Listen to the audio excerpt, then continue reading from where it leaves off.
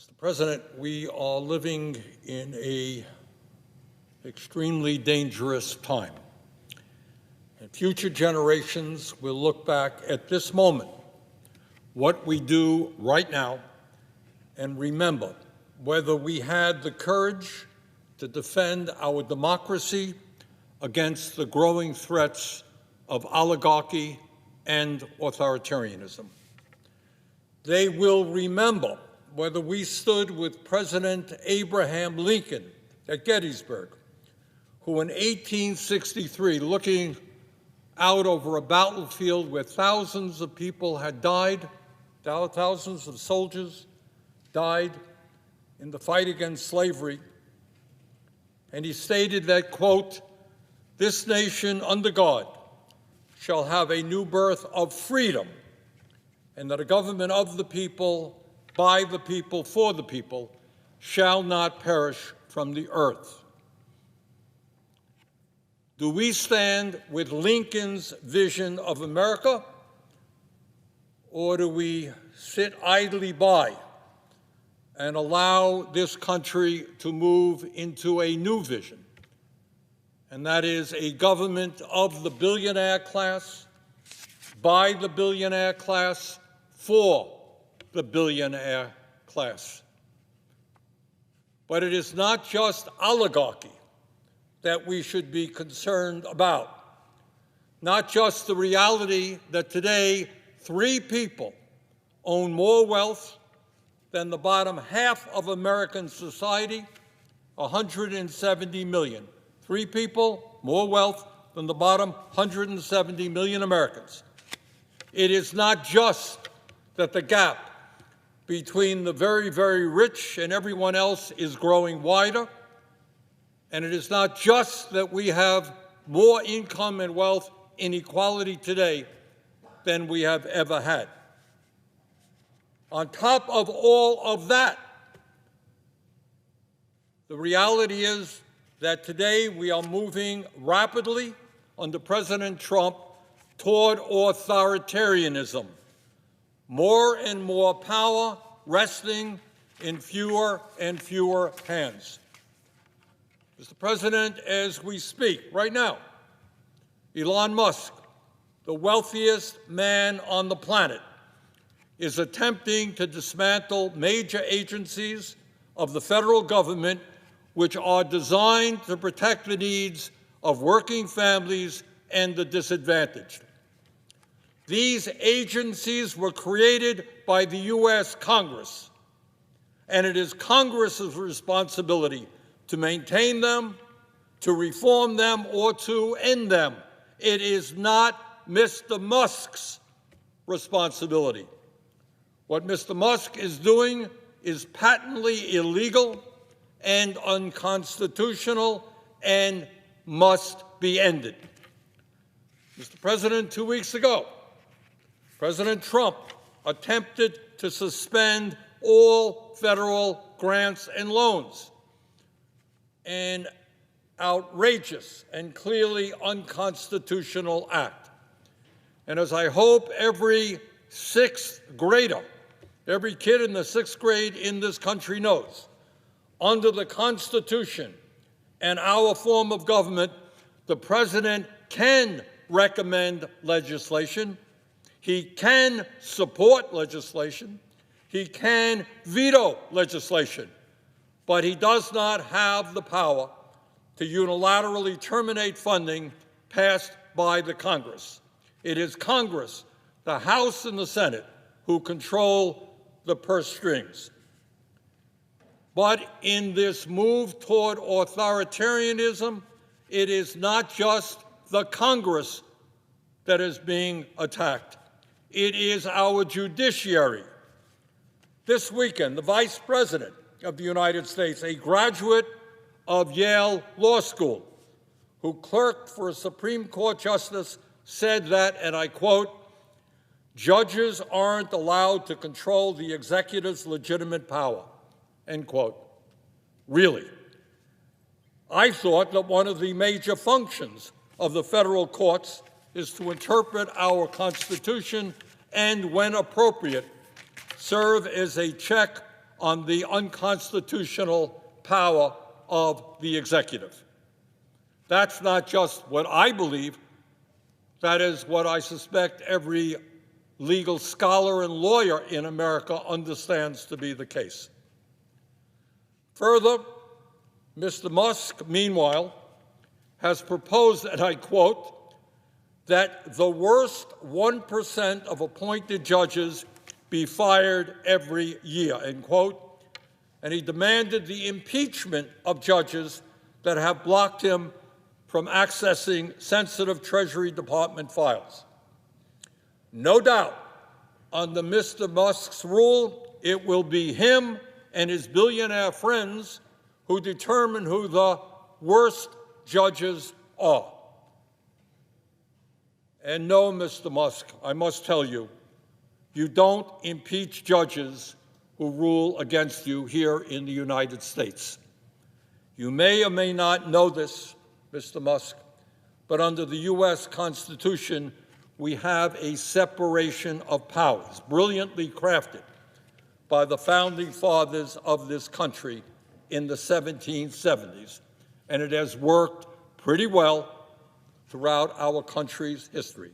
We have an executive branch, we have a legislative branch, and we have a judiciary. Mr. President, what we are seeing now is not just an organized attack on the power of the Congress and the responsibility of the judiciary. Mr. Trump and his friends are not just trying to undermine two of the three pillars of our constitutional government, Congress and the courts, they are also going after the media in a way that we have never seen in the modern history of this country. Trust me that every member of Congress will tell you that the people working in the media and media organizations are not perfect. We have all had our experiences with the media. Media, like everything else, makes mistakes every day. But I do hope that every member of Congress understands that you cannot have a functioning democracy. You cannot have a free flow of information. You cannot have the pursuit of truth without an independent press. A press not intimidated by presidents of the United States, but a president who writes it and sees it the way they understand it to be. And in that regard, I want to mention to my colleagues what President Trump has done just in recent months. Mr. Trump has sued ABC and received a $15 million settlement. He has sued Meta, the parent company of Facebook and Instagram, and received a $25 million settlement. He has sued CBS and its parent company Paramount and is right now in negotiations over a settlement. He has sued the Des Moines Register for a poll results that he didn't like, and his FCC is now threatening to investigate PBS and NPR, major news outlets in our country. In other words, we have a president of the United States who is using his incredible power and the power of his agencies to go after media in this country who are saying and doing things he does not like. How are we going to have an independent media if journalists are looking over their shoulders, fearful that their reporting will trigger a lawsuit from the most powerful executive in the world? Mr. President, in the midst of all of this, I think that now is the time to ask a very, very simple question, something I think that is on the minds of millions of Americans. What do Mr. Musk, Mr. Trump, and their fellow billionaires really want? No, it's not really taking over Greenland, the Panama Canal, all that stuff. The real question is, what is their end game? What is their goal? What are they striving for? And in my view, the answer really is not complicated. It is not novel. It is not new. It is, in fact, exactly what ruling classes throughout history have always wanted and have always believed to be their right, and that is more power for themselves, more control for themselves, and more wealth for themselves. And in their pursuit of more power, more control, and more wealth, they are determined to not allow democracy and the rule of law to get in their way. For Mr. Musk and his fellow oligarchs, the needs, the concerns, the pain, the ideas, the dreams of ordinary people are simply an impediment to what they, the oligarchs, are entitled to. And that is really what they believe. They are entitled to all of the wealth and the power they have, and they are determined to stop anyone who gets in their way. Mr. President, this process, this phenomenon that is going on right now is not the first time that we have seen this in our country's history. As I think many Americans understand, in pre-revolutionary America, before the 1770s, before the creation of the United States and the writing of our Constitution, the ruling class of that time governed through a doctrine called the divine right of kings. The belief that the King of England was an agent of God, that God appointed him, and that he was not to be questioned by mere mortal human beings. He was appointed by God. In modern times, we no longer have the divine right of kings. What we now have is an ideology being pushed by the oligarchs, which says that as a very, very wealthy group of people, often self-made, often the masters of revolutionary new technology, and as high IQ individuals, it is their absolute right to rule. In other words, the oligarchs of today are our modern-day kings. And Mr. President, it is not just power that they want. Despite the incredible wealth that they currently have, they want more and more and more. Their greed has no end. Today, Mr. Musk is worth $402 billion. Mr. Zuckerberg is worth $252 billion, and Mr. Bezos is worth $249 billion.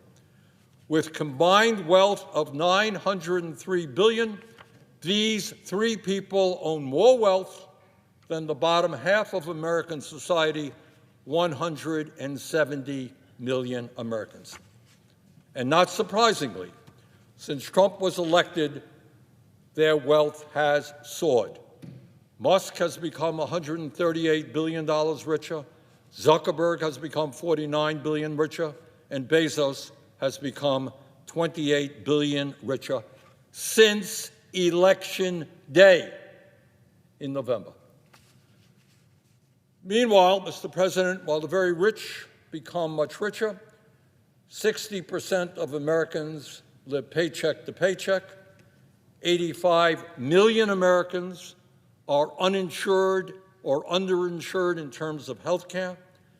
25% of our seniors in this country are trying to survive on $15,000 a year or less. 800,000 Americans are homeless, and we have the highest rate of childhood poverty of almost any major country on earth.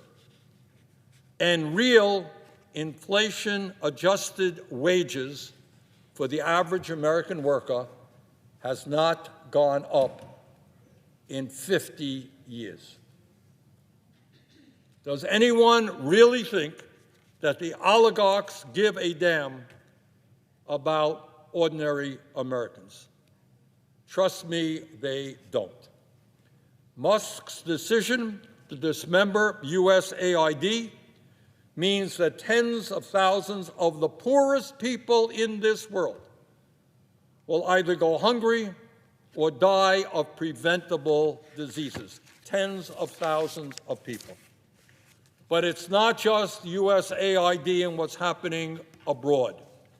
Here in the United States, mark my words, if we do not stop them, they will soon be going after the health care, nutrition, housing, and educational programs that protect the most vulnerable people in our country, all so that they can raise the money they need to provide huge tax breaks for themselves and for other billionaires.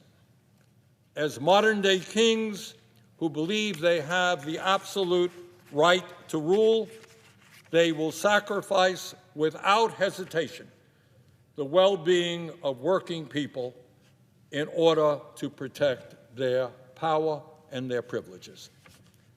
Further, they will use the enormous media operations they own to deflect attention away from the impact of their policies while they entertain us to death. Mr. Musk owns Twitter.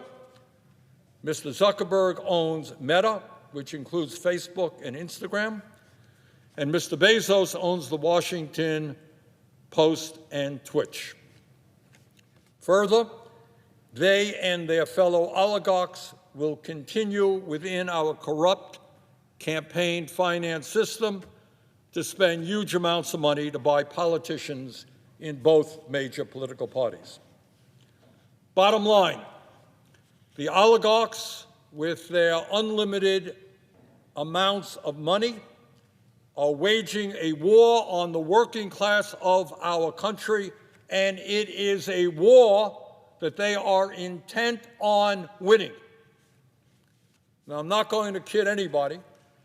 The problems that our country faces right now are enormously serious, and they are not easy to solve. Our economy is rigged. The rich get richer, poor get poorer, and the middle class struggles. Our campaign finance system is totally corrupt. Billionaires can now pour as much money as they want into both political parties.